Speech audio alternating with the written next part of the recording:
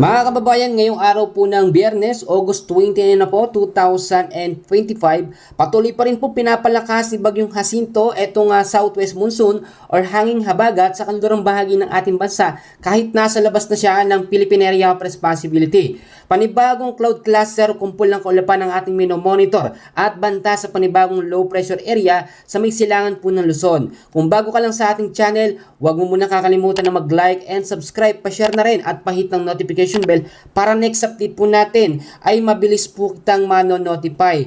So kaibigan kabayan, nakalabas na nga po kahapon, no? Ito nga pong si Bagyong Jacinto sa loob po ng ating Philippine Area of Responsibility. So ito ipapakita ko sa inyo yung pagkilos po ni Bagyong Jacinto. Kung makikita nyo, ito pong bilog na yan.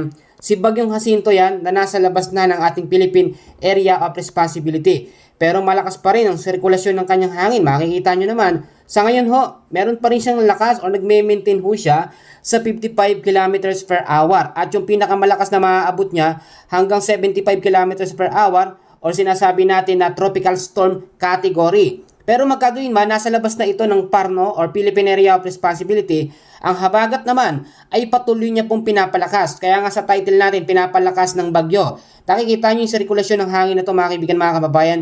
Hangin habagat po yan or southwest monsoon. Sumabay ho sa ikot nito nga pong Bagyong Jacinto. Kaya naman inaasahan na hanggang weekend pa po ang masamang panahon sa malaking bahagi po ng Luzon, ilang bahagi ng Visayas at Mindanao. Bukod dyan mga kaibigan, may panibagong cloud cluster po tayo na minomonitor dito po sa may silangan po ng Luzon. At kung titignan nyo mga kaibigan, pamumuo lamang ng kaulapan yan dahil po sa pressure sa hatak po. Ito nga pong si Bagyong Jacinto. Kaya possible po na meron tayong imomonitor na panibagong low pressure area sa mga susunod po na mga araw. Pasok naman yan sa tinatawag natin na tropical cyclone threat potential. So mga kaibigan, alamin muna natin ngayon yung tinatawag po natin na forecast weather condition. Bago natin ipagpatuloy, alamin natin yung mga lugar pa na posibleng maapektuhan. Dahil mga kaibigan, mas maganda na nakahanda po tayo na mas maaga sa mga posibilidad po na pwedeng mangyari. Ngayon din po ay meron tayong tinatawag na heavy rainfall warning dahil po sa habagat or southwest monsoon. So isa-isahin natin yung mga lugar. Dahil po sa habagat, ito po pinapalakas kasi siya ng Bagyong Jacinto.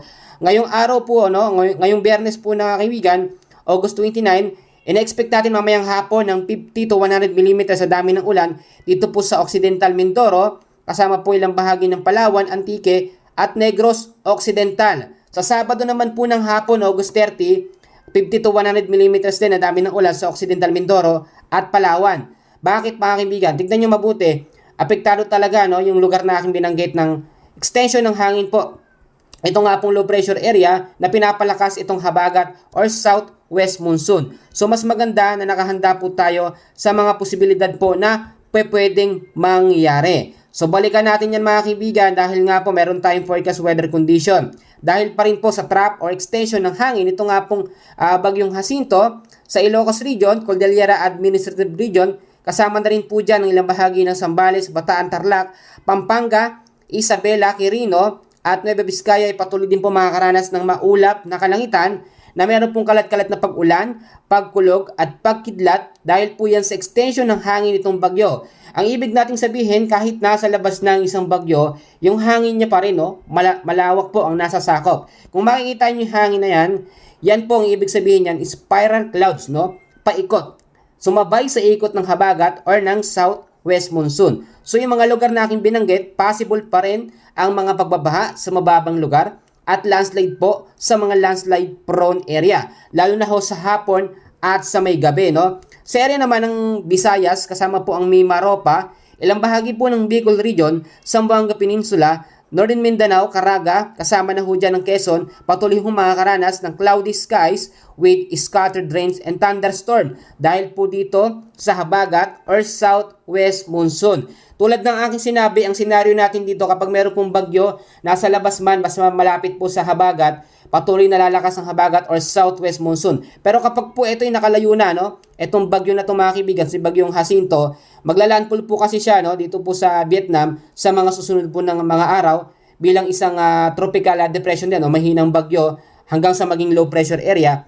Doon pa lang po hihina ang epekto ng habagat or southwest monsoon sa kanlurang bahagi ng ating bansa. Samantalang ilang bahagi naman po ng Metro Manila, the rest naman po ng ating Luzon, Central Luzon, yung mga lugar ho na yan, ay patuloy din makakaranas ng maulap na kalangitan. Asahan po ang kalat-kalat na pag-ulan, pagkulog at pagkidlat, lalong-lalo na ho sa hapon at sa gabi, dahil pa rin po dito nga po sa extension ng hangin ni Bagyong Jacinto. Ngayon, kung titignan ho ninyo, may panibago bang bagyo na susunod after po nitong si Bagyong Jacinto? Upon checking po sa ating tinatawag na forecast weather condition, no, or advanced weather threat potential, wala pa naman po tayong nakikita na panibagong bagyo na papasok sa loob ng ating Philippine Area of Responsibility. Kung makikita nyo, clear naman na, no? Pero may mga sirkulasyon pa rin ng hangin dahil po dito kay Bagyong Jacinto at dito sa habagat na mabilis po nag-i-intensifies. Yung cloud cluster naman na ating minomonitor dito po sa may bandang silangan po ng Luzon, possible naman na malausaw yan o mawala din naman sa mga susunod na mga oras. Pero syempre, hindi pa rin po natin inaalis yung mga possibilities na pwedeng may mabuo po dyan sa mga susunod po na mga oras. Tulad ng aking sinasabi mga kababayan, ngayon po ay nasa tag-ulan tayo. Ito po, si Bagyong Jacinto, huling bagyo ngayong Agosto. Pagpasok naman po ng Setyembre, 2 hanggang 4 na bagyo ang ating imomonitor or babantayan na posibleng dumaan or pumasok po sa loob ng ating Philippine Area of Responsibility. Kung napapansin ho ninyo, lahat po na dumadaan na bagyo sa ating bansa ay mahina lamang. Wala tayong nakikita na super typhoon or typhoon category na tatama sa kalupaan. Noong nakarang mga araw, isang LPA ang nabuo dito po, no, sa may Eastern Visayas. Nung tumama siya sa kalupaan or sa Eastern Seaboards po ng Quezon Province, nalusaw. Same scenario kapag may nabuo pong cloud cluster dito or low pressure area, possible na hihina siya talaga pag tumama po sa kalupaan ng ating bansa or sa ating Philippine landmass. At ito, sa ating tinatawag na tropical cyclone threat potential, sa week 1 natin, no, ulitin ko ho, simula ho, no, noong August 27 hanggang September 2, isang low pressure area ang ating imomonitor dito po sa may bandang silangan po ng Luzon. Pero, ito po ay low chance na maging isang ganap na bagyo. Sa week 2 naman, pasok po sa September 3 hanggang September 9, dalawang banta ng sama ng panahon ng ating imomonitor na posibleng mabuo. Yung isa ay manggagaling po dito sa extreme northern Luzon at yung isa naman dito po sa ilang bahagi po sa West Philippine Sea posibleng mabuo. So yun po, yung dalawa na yan ay parehas po nasa low chance na maging isang ganap na bagyo kapag ka napuo na o pumasok po sa loob ng ating Philippine Area of Responsibility. Ngayon, tanong ng ating mga kababayan kung kailan nga ba mawawala ang epekto ng habagat kasi ang sinasabi nila, lagi daw nandiyan ang habagat, hindi daw nawawala. Then nung last month, talagang habagat or southwest monsoon ang nagpabaha po sa malaking parte ng Metro Manila. Ang kitang-kita naman natin yung naging epekto talaga, no? Hanggang ngayon ay lubog pa rin po ating mga kababayan. Eto mga kaibigan, etong si Bagyong Jacinto, sa mga susunod na mga araw, kapag naglandfall na ito sa bansang Vietnam, hindi na ito makikita sa ating radar system at mawawala na siya ng direktang epekto sa anumang bahagi ng ating bansa. At the same time, hindi na siya magkakaroon ng epekto or connection dito po sa habagat. So inaasahan by weekend po, no? Ngayong linggo po na ito, Sabado o Linggo hanggang sa Lunes, possible po Lunes ay maging maganda na ang ating panahon dahil po sa paghina ng habagat or southwest monsoon. Kapag humina naman po ang habagat or southwest monsoon, magkakaroon tayo ng tinatawag na monsoon break. Pag sinabi natin monsoon break, pansamantalang paghina ng habagat or pagkawala, pero bumabalik din po agad yon paglipas lamang ng ilang mga araw. So posible yung magandang panahon by next week po, Monday hanggang Tuesday sa mga susunod na mga araw na yan. So i-monitor natin mabuti yung pagkilos po itong habagat mga kaibigan. So patuloy pa rin tayo mga karanas, no? Kahit yung habagat po ay mawala, patuloy pa rin mga pag-uulan sa ilang bahagi po ng Visayas at Mindanao dahil po sa mga localized thunderstorm. Tuwing hapon yan hanggang sa gabi, lalo-lalo na kapag sobrang mainit po sa umaga, sa tanghali asahan natin ang bugso ng mga pag-uulan pagdating naman po sa hapon at sa gabi.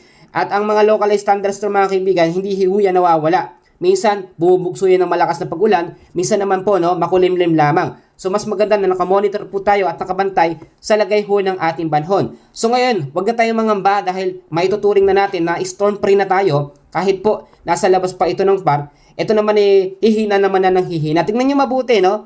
Ang buti talaga ng Panginoon sa atin, isang ganap lamang siya ng tropical storm category at magiging tropical storm. Yung iba, nakita natin, umaabot daw hanggang super typhoon. Pero hindi ho. Basta naka-green, naka-blue po, tropical depression. Kapag ka naka-green na line po tayo, yan po ay tropical storm category. At babalik ho siya sa pagiging tropical storm hanggang sa maging isang low pressure area. So most of the time, ang maaapektuhan ay ang kanlurang bahagi ng ating bansa, no? Eastern Visayas, ilang bahagi ng Mindanao, at ilang bahagi po ng Luzon, ay posibleng maulap lamang ang maging panahon. So mas maganda nakahanda pa rin po tayo. Unang-una, lagi kong pinapaalala kapag ganitong may mga senaryo tayo tulad yan, may habagat, patuloy ang pag-uulan.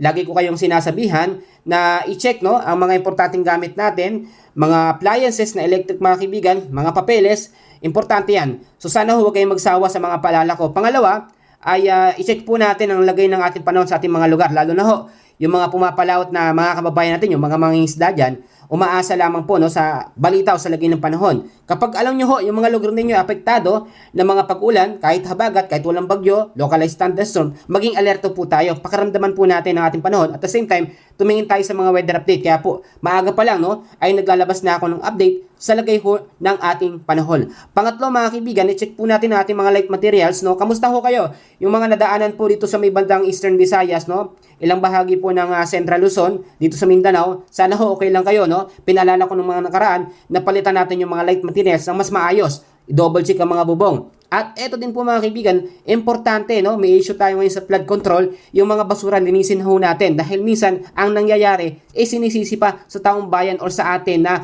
tayo ang may kasalanan kaya nagkakaroon ng pagbabaha, which is binabaliktad nila yung sitwasyon na dapat nga po sa flood control ay maayos. Pero siyempre para safe at sigurado, linisin na lamang po natin ang ating kapaligiran, mga plastic, basura para hindi po bumabara. At alam naman natin may connection talaga ang basura sa mabilisang pagbabaha kapag bumaraw sa mga kanal. So mga kaibigan, mga kababayan ko, importante ito pang huli, no? Manalangin tayo sa Panginoon na sa safety natin. Tulad nito, iningatan ho tayo. Actually, talagang sobrang nakakatuwa pong ginawa ng Panginoon sa atin. Naging bagyo siya, yung nakalabas na, no? Dito po sa labas ng ating Philippine Area of Responsibility, no? At nakita nyo naman, pwede naman siyang dumireksyon dito po, no? Sa kaldurang bahagi ng ating bansa, pero papalabas po talaga. So, protection po yun ng Panginoon para sa atin. So mga kaibigan, mga kababayan, mga kapatid, sasamantalahin ko ulit ang pagkakataon sa mga oras na ito. Alam ko, may mga kababayan tayo, mga kapatiran na umaabot po sa dulo ng aking video. So narito na po ang ating Bible verse of the day. Sa John 3:16, ganito po ang sinasabi, sapagkat gayon na lamang ang pagsinta ng Diyos sa sanglibutan na ibinigay niya ang kanyang bugtong na anak na si Jesus upang sinumang sa kanya'y sumampalataya ay huwag mapahamak kundi magkaroon ng buhay na walang hanggan. Amen po mga kapatid, tunay nga po na talaga ang pag-ibig ng Diyos, no, ay hindi matatawaran ng sino paman, hindi mapapantayan. Very clear po ang kanyang binigay sa salita na ito, no, sa John 3:16. Kaibigan, ikaw ba, no, example natin, tayo ba, kaya ba natin ibigay ang mahal natin sa buhay para lang iligtas ang ating kapwa, no? Yung mga ganong senaryo, magagawa ba natin yon? Siyempre hindi, no? Dahil kung titignan nyo, yung pag-ibig natin, hindi ho kagaya ng pag-ibig ng Panginoon. Actually, lahat po tayo, sa totoo lang, ay makasalanan, no? Talagang alipin ho tayo ng kasalanan. Pero dahil ho sa pag-ibig ng Panginoon, ay tinubos niya, no, ang ating mga kasalanan. Nang mapako po si Hesukristo sa krus ng Kalbaryo. So bayad na po ang ating kasalanan at pinaghirapan na po yan ng ating Panginoong Sus. Ang kinakailangan na lamang po nating gawin, no, ay sumampalataya sa Kanya, no? Dahil ang sinabi, ang sino man sumasampalataya sa Kanya ay hindi mapapahamak, kundi magkakaroon po ng buhay na walang hanggan. Alam ko sa atin, no, medyo alangan tayo sa mga ganitong topic, pero sinasamantala ko po yung mga pagkakataon. Ang ibig sabihin lamang, ang Panginoon ho ay merong tinatawag na unconditional love, no? Yung hindi mapapantay ang pag-ibig sa atin. Sino ba naman tayo? Makasalanan tayo, marami tayong mga nagagawang mali. Kahit po ako, tayong lahat, wala akong perpekto na tao, no? Wala pong tao na hindi makasalanan. Lahat po tayo ay makasalanan. At ang kabayaran po ng kasalanan ay kamatayan. Pero dahil nga po sa Panginoong Sus, dahil sa pag-ibig ng Diyos Ama, ibinigay niya ang kanyang bugtong na anak na si Jesus upang tubusin po tayo sa ating mga kasalanan. Yun po yung sinasabi natin na greatest gift ng Panginoon sa bawat isa. Kasi alam naman natin mga kaibigan, dalawa lang ang pupuntahan natin. Actually, tapatan na po tayo dito. Kapag ka namatay ang isang tao, dalawa lang ang pupuntahan niya.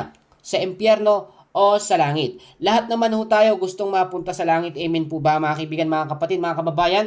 Siyempre ho, wala namang may gusto sa impyerno.